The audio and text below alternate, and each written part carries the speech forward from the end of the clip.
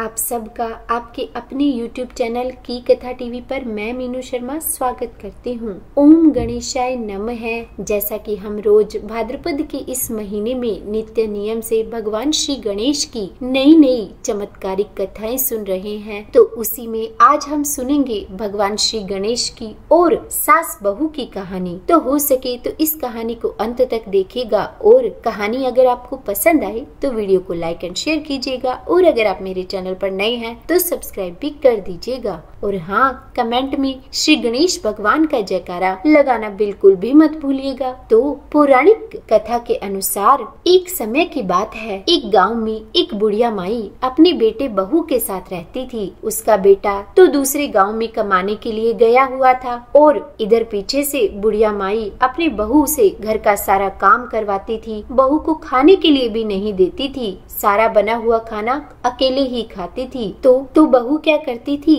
कि खाना चुरा कर खा लेती थी। और जब सास बहू से पूछती कि खाना कम कैसे है, नीचे कैसे गिरा हुआ है, तो बहू कह देती थी कि चूहों ने खा लिया होगा। और इस तरह वह रोज चूहों का झूठा नाम लगा देती थी। फिर एक दिन एक डाकिया चिट्ठी लेकर आया। उस चिट्ठी में लिखा हुआ था कि उस बुढ़िया माई का बेटा वापस आ रहा है। यह सुनकर बुढ़िया माई बहुत खुश हो गई। उधर उसकी पत्नी भी बहुत खुश हुई और उसकी पत्नी ने सोचा कि अपने पति के आने से पहले वह घर का सारा काम कर लेगी। और यही सोचते सोचते रात को वह जल्दी सो गई। और दूसरी तरफ भगवान श्री गणेश ने सोचा कि यह रोज स्वयं खाना चुरा कर खाती है और सारा इल्जाम मेरे मासूम चूहों पर लगा देती है, तो इसे मुझे सबक सिखाना चाहिए। बहू की क्या आदत थी कि वह रात्रि में सोने से पहले अपनी साड़ी को उतार कर खूंटी में टांग देती थी, तो उस दिन भी उसने वैसा ही किया। तो श्री गणेश भगवान ने बहू को सबक सिखाने के लिए अपने चूहों को आदेश दिया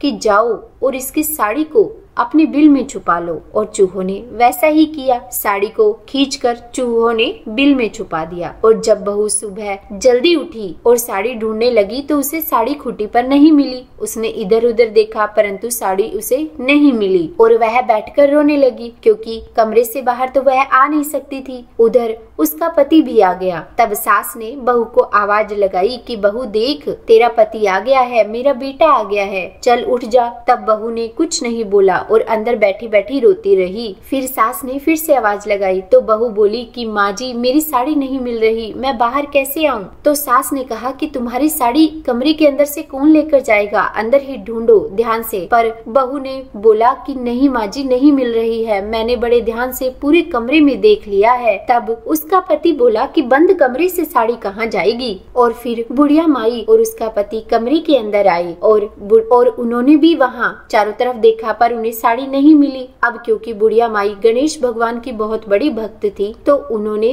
गणेश भगवान से प्रार्थना की कि हे गणेश भगवान, मेरे बहू की साड़ी मिल जाए। तब इधर उधर उसके पति ने देखा तो उसे चूहों का बिल दिखा और उसमें साड़ी का पल्लू भी दिखा। तो बुढ़िया माई बोली कि बहू सच कह रही थी, वह रही साड़ी चूहे के बिल में। और फिर बुढ़िया माई ने खींचकर साड़ी को चूहे के बिल से बाहर निकाला। तब बहू ने सास के पैर पकड़ लिए और कहा कि माँ जी, मुझे माफ कर दीजिए, मेरी करनी मेरे हाथ, मैं रोज आपका खाना चुरा कर खाती थी और नाम चूहों का लगा देती थी, इसीलिए गणेश भगवान ने मुझे सजा दी है। तब बुढ़िया माई बोली कि मुझसे माफी नहीं, भगवान श्री गणेश से माफी मांगो। तब बहू ने भगवान श्री गणेश से हाथ जोड़कर माफी मांगी। उसके बाद वह भी गणेश जी की भक्त हो गई। वह हर सुबह अपनी सास के साथ पूर्ण श्रद्धा भाव से उस दिन के बाद भगवान श्री गणेश की पूजा करने लगी। और श्री गणेश भगवान यह देखकर बहुत प्रसन्न हुए और उनकी कृपा से उनके घर में सुख समृद्धि आ गई। वे सब खुशी खुशी से जीवन व्यतीत करने लगे। तो बोलो गणेश भगवान